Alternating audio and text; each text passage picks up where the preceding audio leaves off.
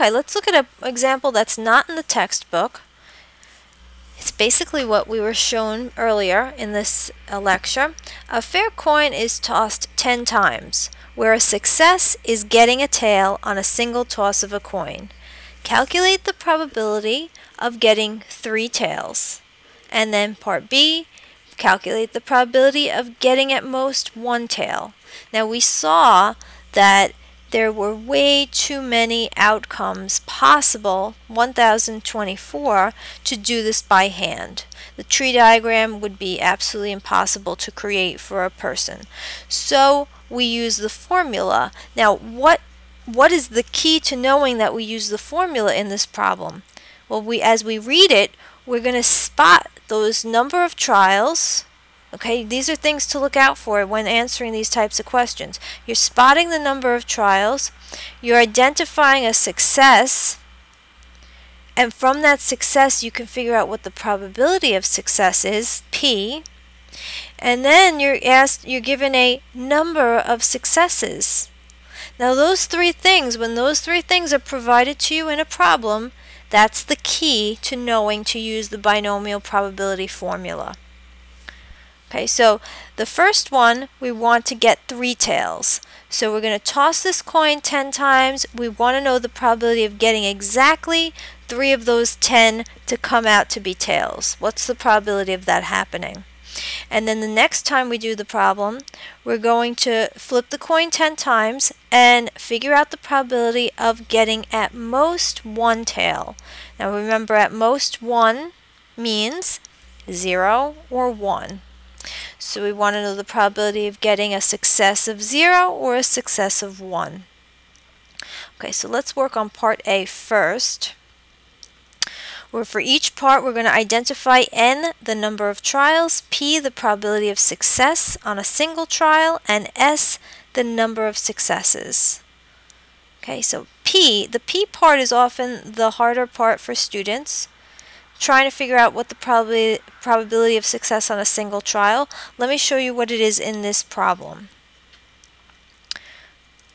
Okay, getting 3 tails. If we're flipping this coin 10 times, that is the number of trials, 10.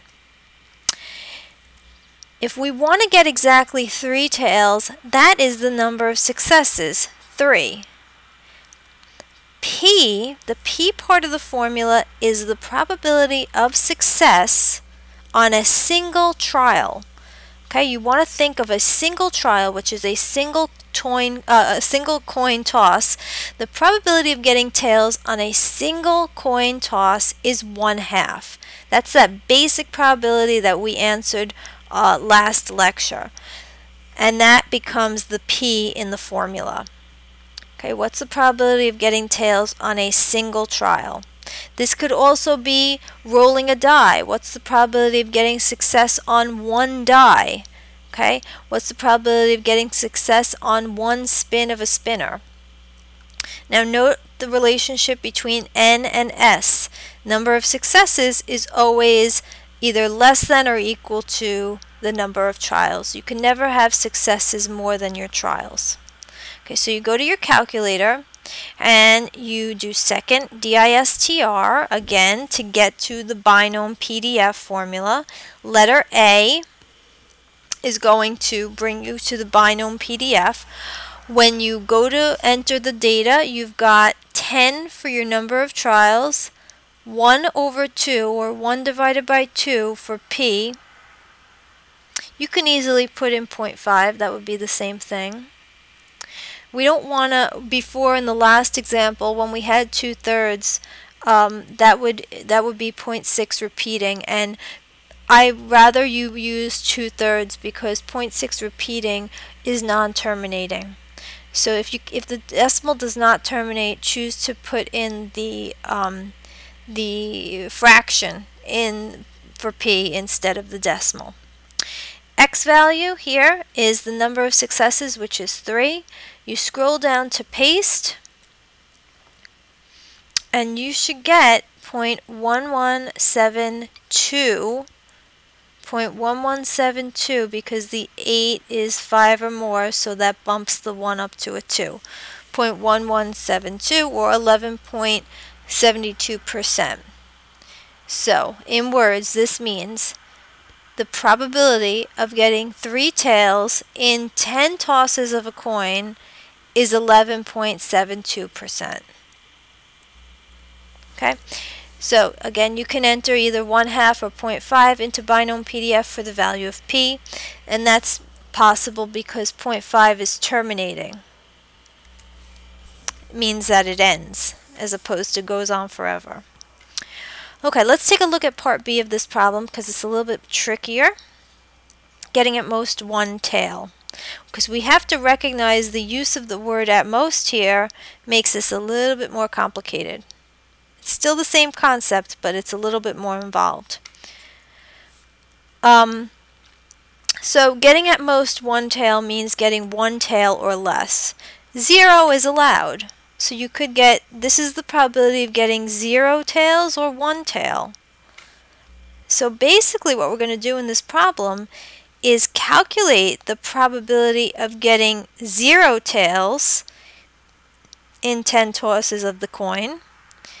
Calculate the probability of getting 1 tail in 10 tosses of the coin, and then add up those two probabilities. When we have the word at most, or at least, or less than, or more than, any words like those are going to involve multiple probabilities that need to be added up. Okay, so probability of at most 1 tail is the probability of 0 tails plus the probability of getting 1 tail. So we're going to do 2 Binomial PDFs on the calculator. We're going to get the 2 values and we're going to add them up. Okay, so let's go to our calculator. Let's remember we have 10 tosses of the coin. We want to know the success of getting 0 tails and 1 tail. Okay, so we press second, DISTR. I'm going to go up to wrap around to the bottom and choose letter A. Number of trials is 10 because we're flipping the coin a total of 10 times. The probability of success is the probability of getting tails on a single trial, which is 1/2, and X value, the number of successes. The first one I'm going to do is for a success of 0. So this is what this is going to give us is the probability of flipping it 10 times and not getting any tails, getting 0 tails. Scroll down to paste, hit enter, and enter again. Okay, take a look at your calculator because this is important. You may get values that look like this. 9.7, well, you should notice that something's wrong here because probability should always be between 0 and 1, and this 9.7 is greater than 1. So we look a little bit further, and over here on the right you see E-4. That's scientific notation. That means that we have 9.765625 times 10 to the -4th. So you have to recognize what that means. You're going to take the decimal point between the 9 and the 7 and you're going to move it 4 places to the left. 1, 2, 3, 4, and you're going to pad those spaces with zeros. And then you're going to round. Actually, we're not going to round just yet. Let's look at what we have.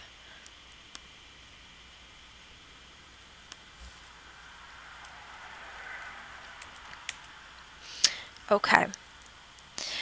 Okay. We're going to keep it as long as possible. So we're going to take it out as many digits as possible as we have on our screen, our calculator screen, for the reason of since we are going to add it to the next probability, we don't want to round just yet. We want to save our rounding to the very last step.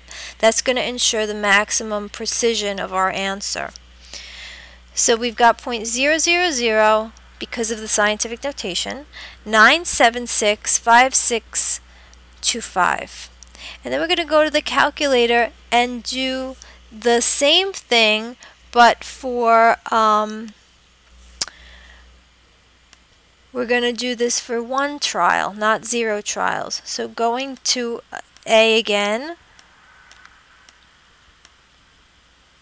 hitting enter. Okay, I went up too far.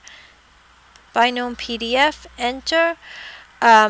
Everything stays the same except the X value, which is the number of successes, changes to 1. Hit enter. Paste and hit enter again. Okay, here we have, looks like the digits are very similar, but it's not the same number. 0.00, there are only 2 zeros, 9765625. Okay, so there is our second number. We're going to take that down.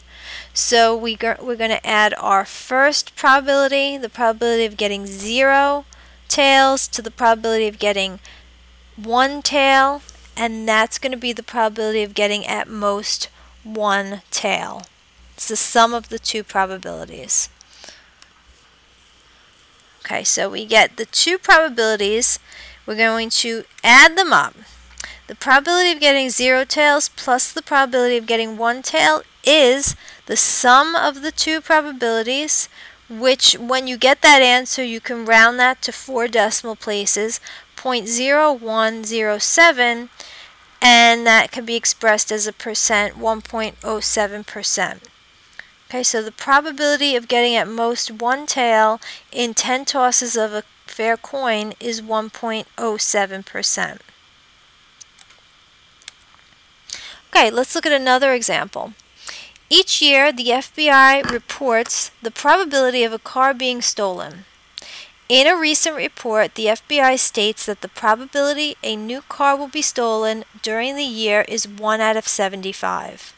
If you and your 3 friends own new cars, what is the probability that none of these cars will be stolen this year? Okay, so here we see an example where it's not involving a coin toss or a dice roll or something random. It's involving probability that's provided using a real-world statistic. We're told that the probability of a new car being stolen is 1 out of 75. And you should recognize that that means 1 over 75, a fraction, 1 over 75. Then we're told that you and your 3 friends own new cars. What's the probability that none of these cars will be stolen this year? So with all binomial probability questions, you want to recognize that you are given the probability of success on a single trial, which is 1 out of 75.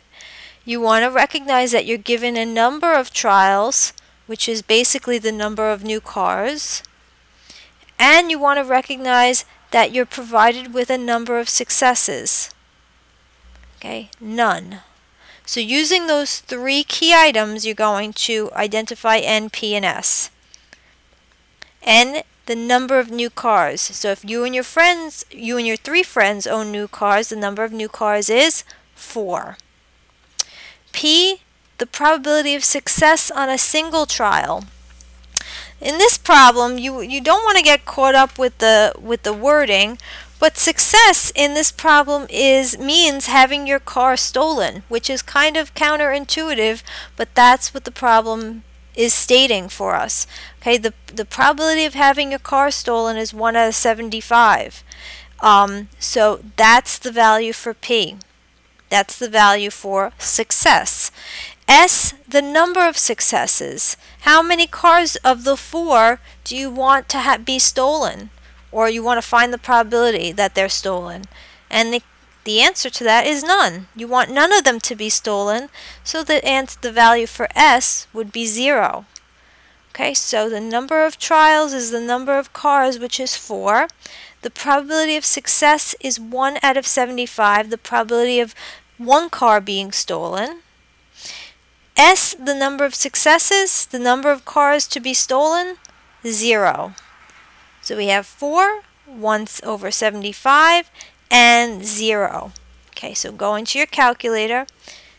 Second, DISTR, Letter A.